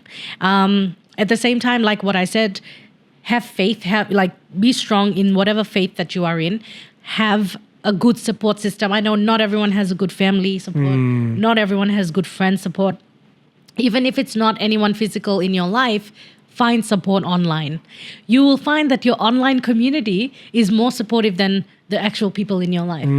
Strangers on the internet are more supportive and loving Wow, towards you. that's so Yeah, interesting. honestly, more caring towards you than some people in your life. So you will always find some sort of support system somewhere. Always have that. Go through it. Learn how to go through it. Like when you get negative, nasty comments, you have the option to block and delete. Absolutely. That's one way to handle it. Block, delete, out. Don't reply. You don't have to. Don't entertain it. You don't entertain it. You don't have to reply to anyone. You don't owe anyone an explanation. Yeah. The other day someone said to me, "So are you the one that was deported from Australia?" Even though I've cleared it out once. Yeah. And I was like, "Who are you? Who are you that I have to respond to you and explain my Exactly. situation?" Block, delete. Like, what you gonna do about it? And I hope you're watching this podcast today, whoever you are. Oh, the amount of people I've blocked. Oh, it's in my block list. But just like that, you will have to go through all of this. But if you need help, reach out to the people that have already gone through it. Like some people reach out to me and I actually respond to them and they appreciate, Yeah. that I give them advice or whatever. Reach out. Reach out to people. Ask for help. Don't be shy to ask for help if you are really going through a bad time. But don't ever hurt yourself. Don't ever Yeah, no, absolutely. think about suicide or Yeah. anything like that. Don't. That's not the answer. The moment you think about hurting yourself because of someone else's actions and words, they've won. Yeah. You cannot let these evil people win. Yeah. Good advice, Shania. Yeah. Very powerful. Thank you. Do you think Fiji needs stronger policies around online harassment? And if so, what changes would you like to see? I think there's a new CEO in for the Online Safety Commission. Right. I'm really hoping to see some positive changes made. It's very tricky, Andy. Some things can be, like it can come across as defamation or whatever. Like, not everything is as bad as it seems. So there really needs to be an assessment sort of team, Yeah. maybe that. It's very tricky, in my opinion. That has to really go through the context of what was being said or what was done Yeah. to hold people accountable, to charge them, to Yeah. throw them in jail. Yeah. So I think there really needs to be an assessment team that understand the psychology of people. Like, you can't just have a random person apply for a job to be like in the Online Safety Commission, for example, and then determine if someone needs to be fined for defamation or something. You need a qualified, experienced social media expert person Yeah. to identify the problem areas. Yeah. And how to hold people accountable. I think people definitely need to be fined and jailed Yeah. for some of their actions to deter other people from I agree. those same mistakes. Yeah. But I think it can't just be random people making those decisions. It has to be experts. Yeah. Yeah. I'm really hoping there's some changes with the new Online Safety Commission team. Yeah. So I'm sure they will be. Well, if you are watching our podcast and you're hearing Shania's advice, please do something about it. And because you building not just a career for yourself, you're actually building the industry in Fiji. Yeah. You're pioneering. And we could do with some help, Yeah. honestly. You cannot cheap out on ethics. You cannot cheap out on ethics. I think something the authorities are going to have to consider is spending money on social media. Right now, I feel like, and I get really mad sometimes at and if I can say it, at the government sometimes, for not taking social media seriously. The power, do you realize the power social media It has a lot of power. It influenced the last elections. TikTok influenced the last elections. So you need to understand that there is so much power in this industry that you have to invest into it, because it can destroy you or it can build you. And that doesn't only go for the government, it goes for any person, any organization. Social media can build and destroy you. You need to invest into good marketing people, marketing experts, strategy experts. So just in general, you need to invest into a now social media industry. Yeah. Yeah. Yeah. Then we'll really see some positive changes for Fiji. Yeah. Great. Well, thank you, Shani. We'll go to another short break. We'll just Well, you can go fill up your cup of teas or get another drink, juice, visit the toilet if you have to, and then join us back after this short break, and we'll talk to Shania as we wrap up the podcast. See you soon.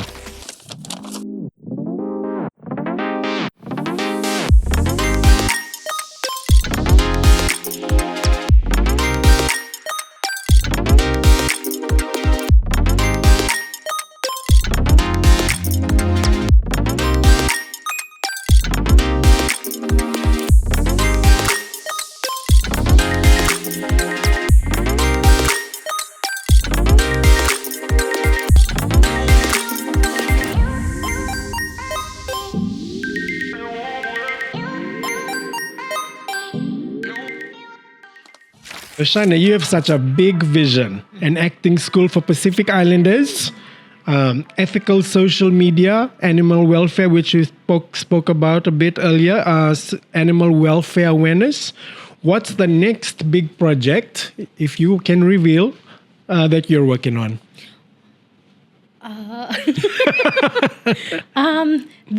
At the moment, there's no next big project. It's just those future projects that I have in mind. And again, I don't force anything to happen. I just kind of let it happen in its own time. Yeah. I just know that I want those things to happen. So I can't say, there's no real big project in. Yeah. Like for us, it's just the jobs as they come along kind of thing. No big thing. We did want to do a podcast. Yeah. You should. Yeah. You guys would be great doing podcasts. We've been planning this for like 2 years now, but because of all the jobs that we have, we just haven't. And had it's time. always at like finding the right time to do things. Yeah. But sometimes also you just have to take the leap and just do it. Just start it and then like let it sort of mold in its own way, you know? Yeah. So maybe the podcast might be a next project, but in terms of that stuff that I mentioned, the acting school for Pacific Islanders, because in the Pacific, we don't have a school for acting and singing. That would be a great project for you to start. Even if it wasn't for VO, I mean, we wouldn't have I think it's a dance... the Dance Academy or something? The Emporium. Yeah. I think maybe I'm getting VO and Oceania confused. I mean, Oceania, yes. But like there are things for dancing, not so much for acting and singing, you know? Yeah. So I would like to have a hand in doing that. And that way you can mold people to, because people, even till this day, say you are such a great TV presenter, like the way you present. Yeah, you're so natural. Yeah, I mean, just like you. So thank you. Yeah. So there's not a lot of us. Yeah. And I think that's something I'd like to encourage as well. Yeah. So yeah, a school for that. And then the animal welfare stuff. I wish, Andy, I was so rich that I could adopt all the stray animals and like have a sanctuary. You'd need like a whole island of Tavuni. I can say Tavuni because I come from Thailand and that's my Tauvu province. So you'll need the whole island of Tavuni Give to me house the island of Tavuni. Yeah. I'll take it for all the stray animals and look after them. Yeah, but wow, that's so good that you'd be great at doing like the acting school because it hasn't been done in the Pacific. No, it hasn't. Yeah, I think you should start it. I mean, like, look at all the talented people that are here in our Pacific. If we had the opportunities that first world country people have, we would kill it. Yeah. We are so naturally talented. Yep. Agree. So now, like when the rest of the world sees those 1 or 2 people from the Pacific with like so much talent, they're like, oh, wow, you're so talented. It's like, come over to our country. You'll find like 500 of them, you know? Yeah. I'd really like to help amplify their talent. Right. So yeah, the 2 things is the animal welfare stuff as well. I really know I want to start focusing on that. And I want to encourage the government as well to do something about the animal welfare, animal cruelty and stuff. Absolutely. Yeah. So like I think it all sort of correlates because if we teach people to be more ethical people, just to be generally be kinder, that will trickle down to like how they treat animals. Agree. So we'll just be we'll be breeding a group of really ethical, kind people, and that's what I love about what's this generation now? Is it baby boomers? Yeah, baby boomers was even before our parents' time. Right. No, I'm not sure. I'm not familiar. Gen X. Is it Gen X or Gen Z? Gen Z. I and then Gen Gen Z. X is the ones now. What did I say I was? Gen X. I can't even remember because I don't really do research on, like, I just know that I was born in 1980 and I think you're millennial. okay. I could we, be. we might settle for millennial now. I think you're millennial, yeah. But I think the Gen Z and the Gen Alpha is the one. Okay. Yeah. Gen Alpha. I think it's Gen Alpha. Alpha Beta. The recent one. Thank you, Willow. Well, I don't know. Okay, so the Gen Z, the millennials a little bit, like maybe the later millennials, the Gen Z and the current one, they are actually very good people. There's a lot of annoying things about them. Yeah. like for the older people, like it's annoying. Yeah. But there's a lot of great things about this generation. The younger ones are so much more empathetic. They have empathy for social issues like sexual orientation, like acceptance, even for men not to be, for men to release their emotions. Like they're so accepting of all that, you know? So like true, yeah. So yeah, I think there's a good generation coming. Yeah. With better understanding. Yeah. Some people we cannot change. We cannot change the mindset that they have about racism and like all those things. Yeah. Ugh, let them go. They can go back to being fertilizers of the earth. The next generation, they're going to be the change. Yeah. Okay, so in 5 years, Yeah. where do you see yourself and Street Smart Media Fiji? Ooh. 5 years' time. So maybe similar to Resonance. I'm sure you will be at the rate you're going. I mean, you hear about Cookie and them's journey. Like, people just think that they just kind of came out of nowhere and started doing all this. Like, Cookie's been at this for a decade, more than a decade, and he's now like, what's that? Like harvesting the fruits of his labor, you know. And so, such an inspiration. And I would love to see Street Smart Media get there, but in a different genre, which is the content creation, social media genre. So right now, we don't consider anyone competition because we are not infringing on anyone. You're in a field of your own. I mean, yeah, a league of your own, not a field of your own. League of your own. That, but also because we believe, and we had a conversation with a business owner last night who said, if a business is supposed to come to me, it'll come to me. It's for me. Yeah. If it's not meant for me, it'll go to whoever it's meant for. I love that. So we don't consider anyone competition. We just kind of do our own thing. We are our own competition. Yeah. And we will never infringe on anyone else's. Like if one and of you our have friends your own has branding. If someone has started something, we will respect them enough to like, okay, you do your thing. Yeah. We will never infringe on it. So hopefully it just becomes a bigger version of what we are. You will. We are manifesting that on the show today. And then in 5 years' time, you look back at this episode and you'll see where you are. Oh my gosh, yes. Okay, I'm going to do that. I have to put a reminder. If there's one message you'd like your millions and millions of followers to take away from your journey, what would it be?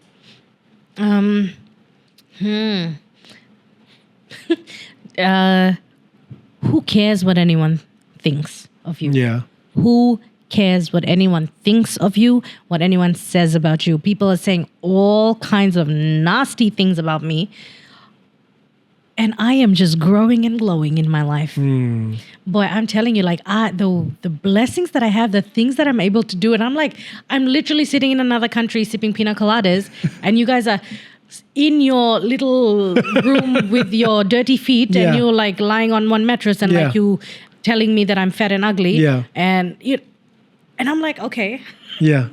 All right, cool. Enjoy your life while I'm in another country sipping pina coladas. I just bought a BMW. Yeah.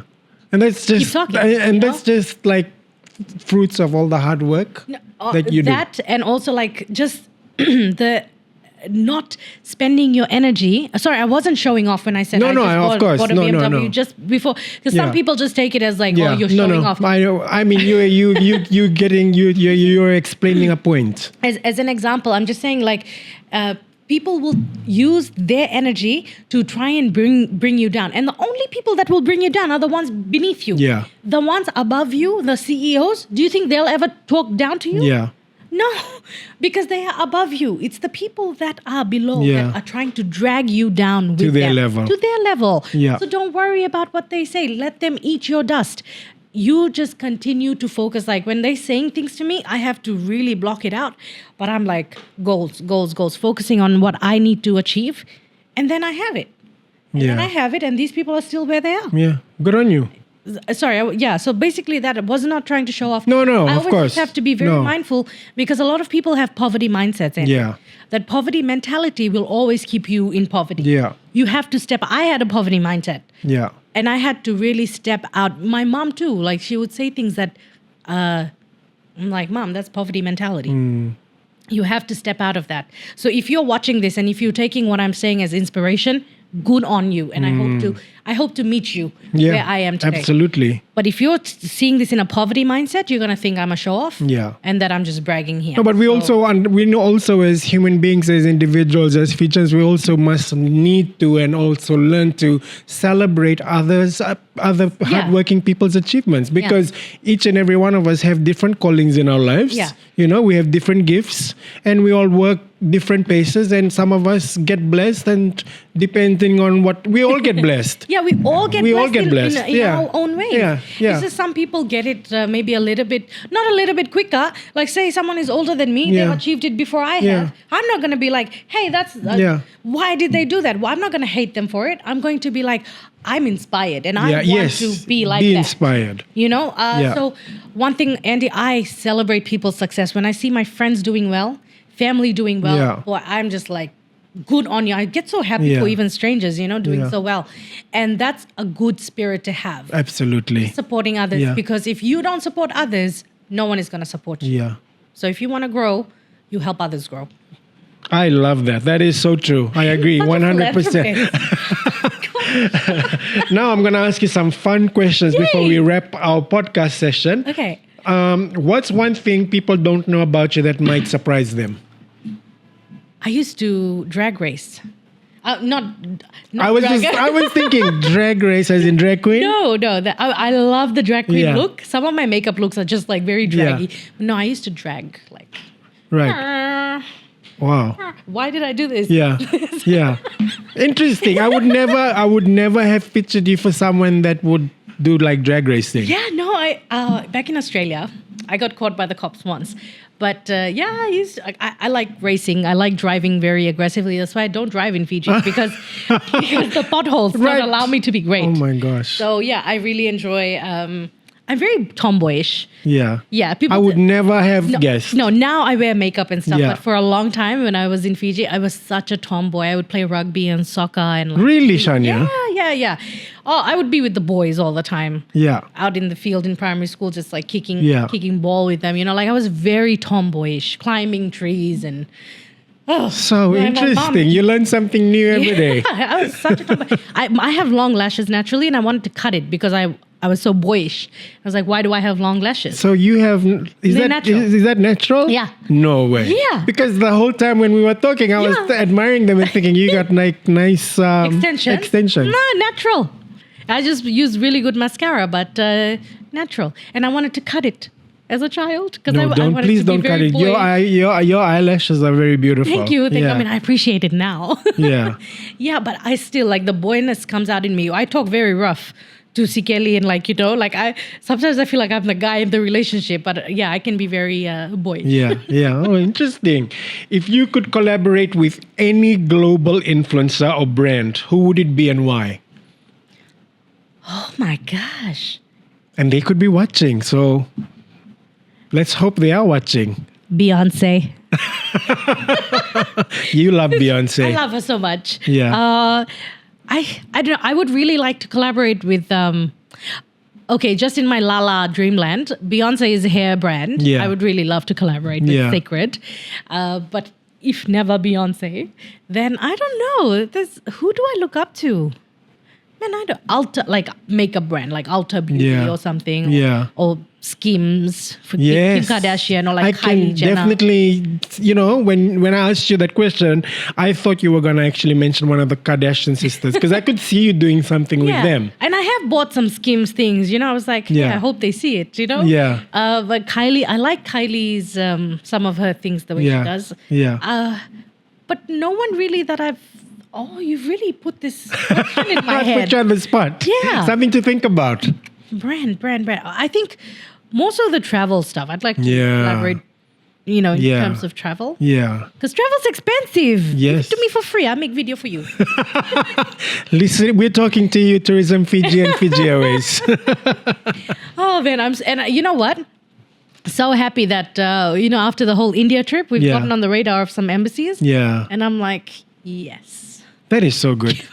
I wish you all the success, and I hope you get to travel to all these different countries and Yeah. make content and show the rest of us so that you inspire us.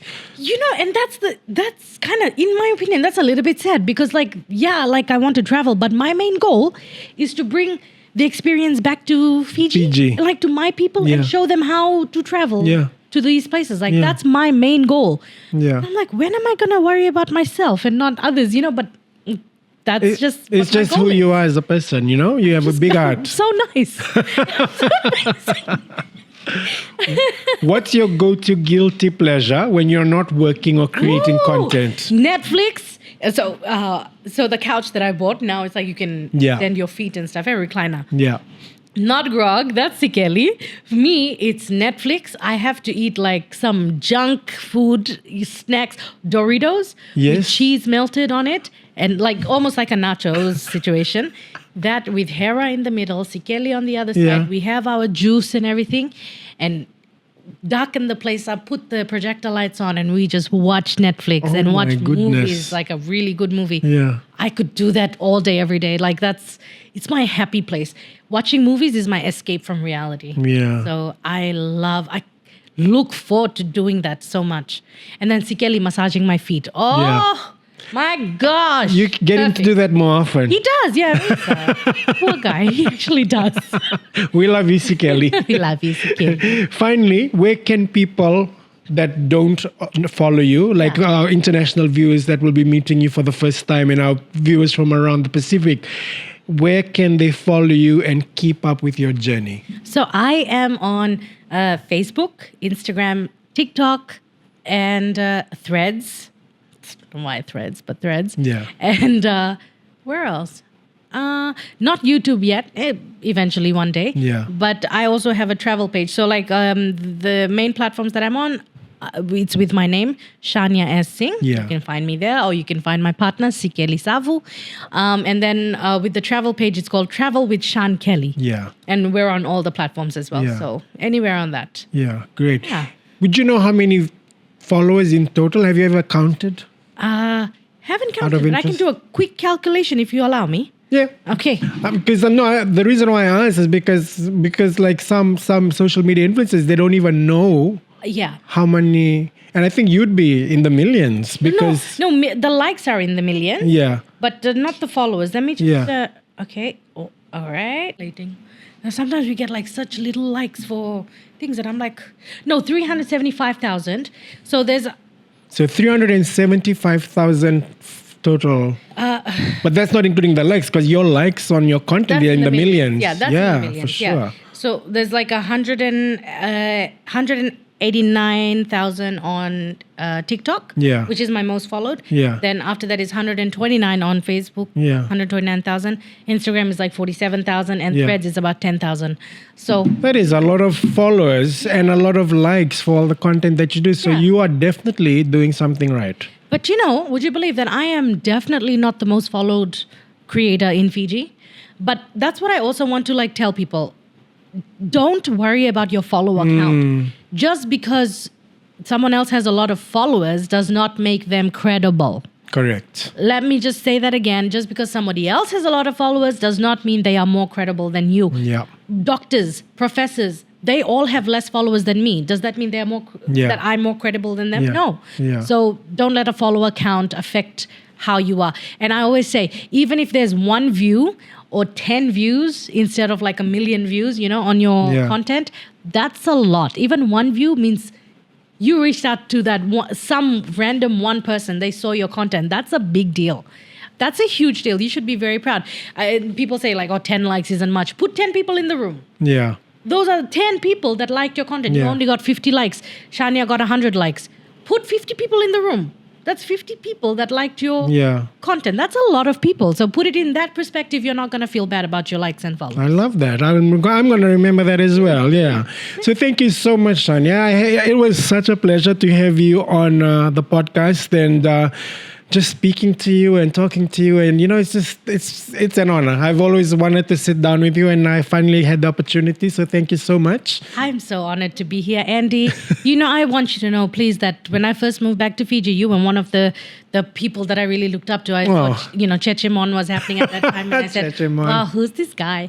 And then I follow your food vlogs. Yeah. I got to know about Zam Zam restaurant through you. Oh, thank you. And all the travels, the South Sea stuff you did, the stuff you did with Mark, you are such an inspiration and you don't even know it. Thank you very much. I missed you very much when you went on a sabbatical and you were away from everything, but you are an inspiration you don't even realize. Thank you so much. Means a lot coming from you. I mean, it's such an honor being on your show, Andy. Thank you for having me. Thank you. You're most welcome.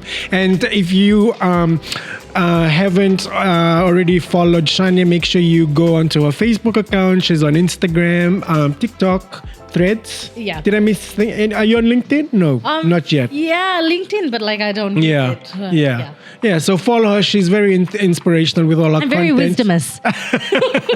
And we hope you enjoyed this podcast. So give us a like and don't forget to share this content. And we look forward to seeing you again in the next episode. Vinak Vakalevo.